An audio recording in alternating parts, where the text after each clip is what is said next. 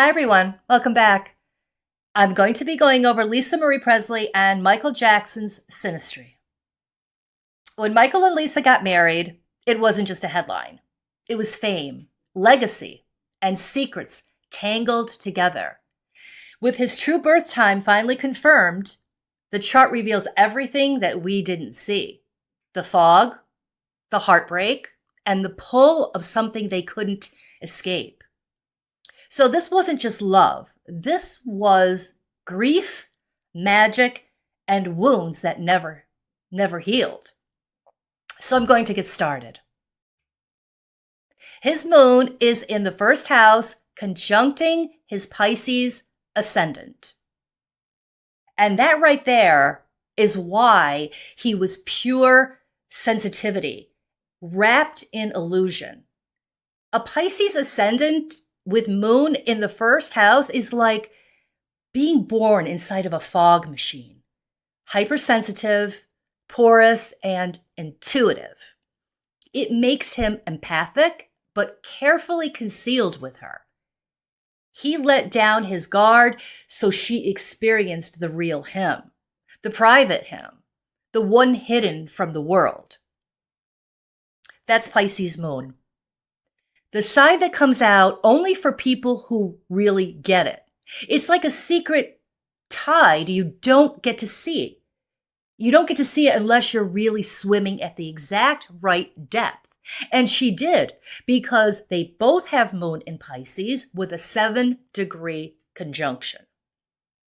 Now, these two, they share the same underwater emotional wavelength. Their Pisces moon bond is all vulnerability and longing. They recognized each other instantly because they shared the same cosmic homesickness and the same ache for something sacred and safe. But moon conjuncting moon in Pisces can become a drowning pool. It's all empathy, no anchor. They mirrored each other's longing, but no one brought a lifeboat. So instead, they ended up drifting out to sea because they couldn't anchor each other. Now, her Lamia, the asteroid Lamia, and her Mars conjuncts his moon. She doesn't just stir his emotions, she hits the pressure points he keeps buried under decades of fame, loneliness, and childhood scars. Lamia brings up the grief and trauma that he kept hidden, the old betrayals, and her Mars puts heat on all of it. It jolts the memory. It activates what was sleeping. In mythology, Lamia was a grieving queen who lost her children and was transformed by her pain. She became a symbol of sorrow that never let go or never lets go. It's a sorrow that keeps inside of you.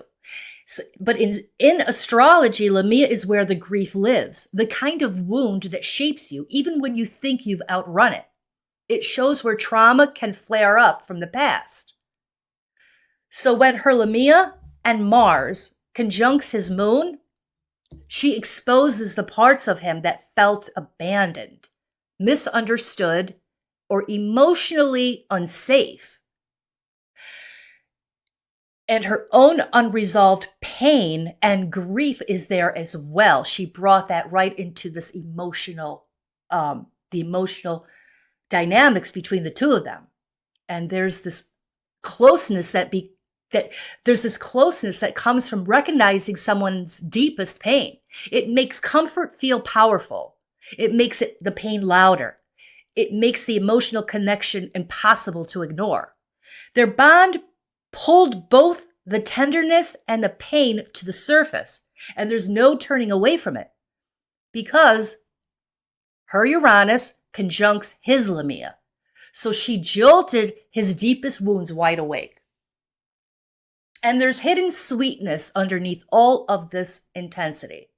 Her part of fortune conjuncts his Ceres asteroid. And that's cosmic nourishment. She became the comforting caretaker he'd been searching for since childhood.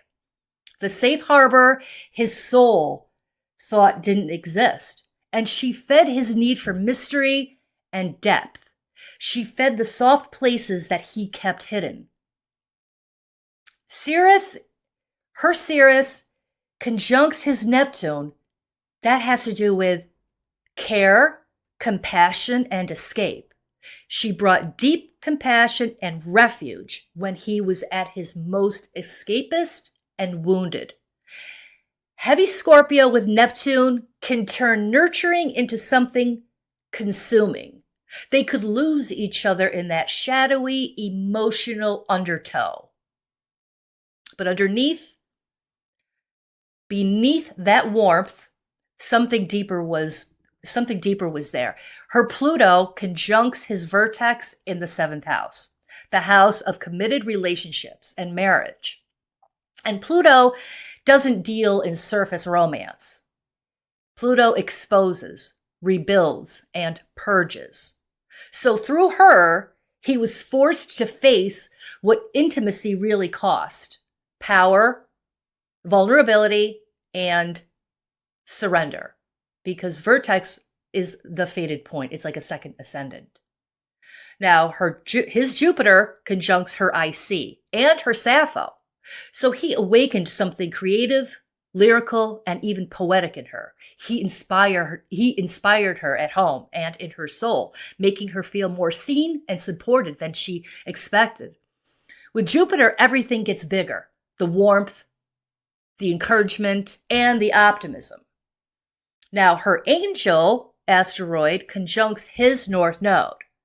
The theme of the relationship for him is she brought a sense of protection and light. She felt like a guide or a blessing, someone who made the journey feel less lonely and a little more meaningful. So with her angel on his North Node, she was his guardian angel, the one person that he could count on when everything else fell apart. And his Lilith and South Node conjuncts her North Node. He drew out a part of her that was wild and untamed, stirring up desires that she usually kept under wraps. But when she hesitated or tried to hold her ground, there was something about him that she couldn't resist. He pulled her straight into those raw, untamed, and forbidden desires that she usually kept hidden. That's the energies of this with Lilith.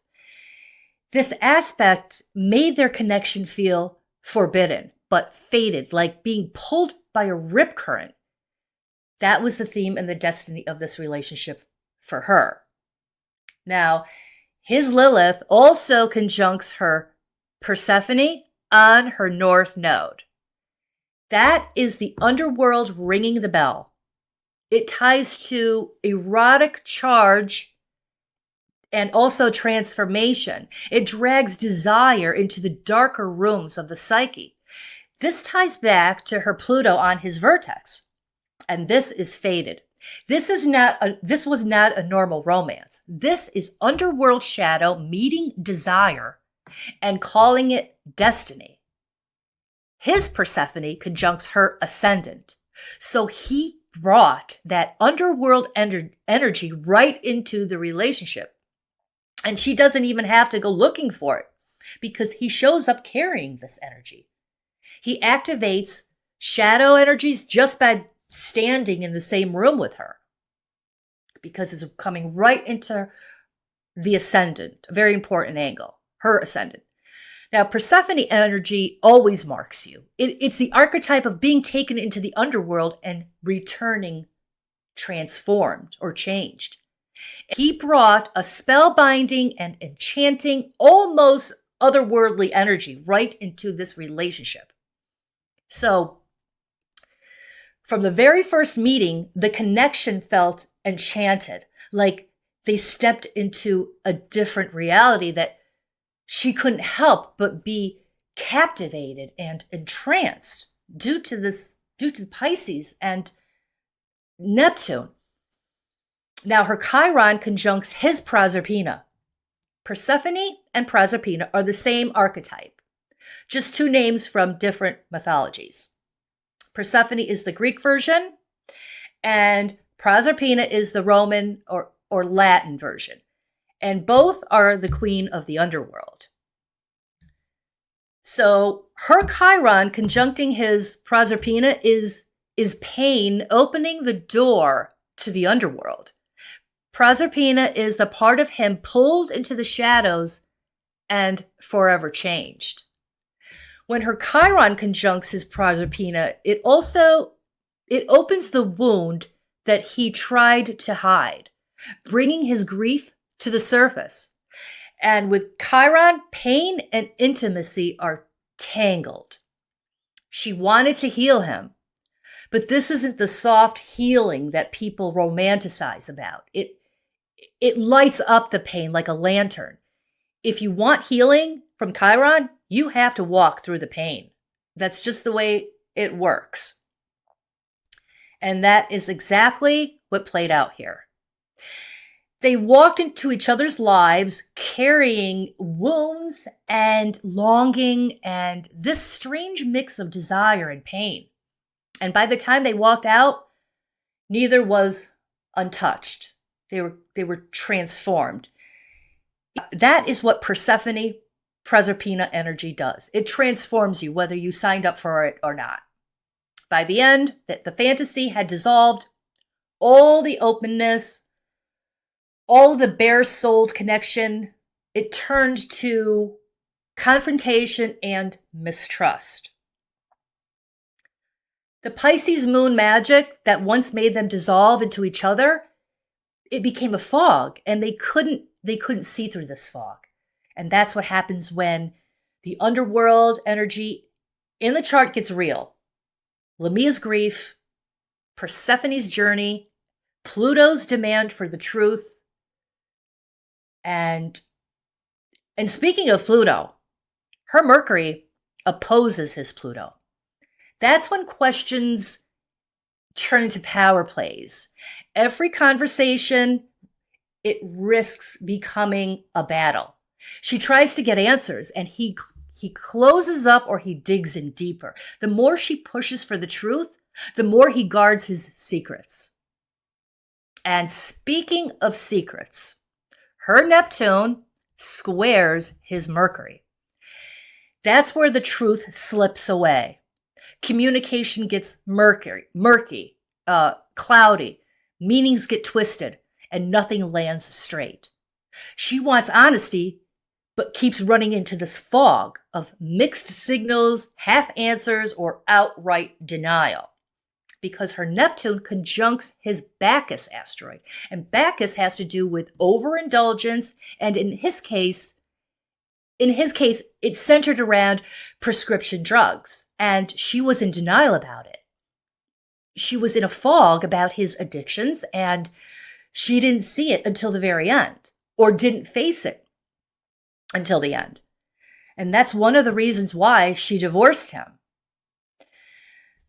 Now, with Neptune in the mix, trust starts to dissolve, and even the most direct questions, they drift off into silence or confusion.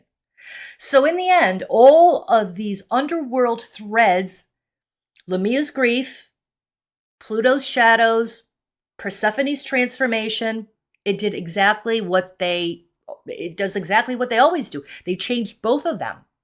And what started as a fairy tale turned into a labyrinth. And neither one walked out the same.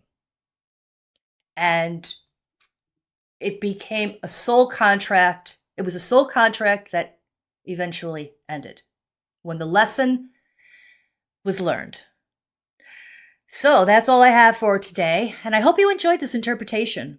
And I'm going to be back soon with other Synastry charts. So please like and share this video to support my channel. And I will be back soon. Have a nice day.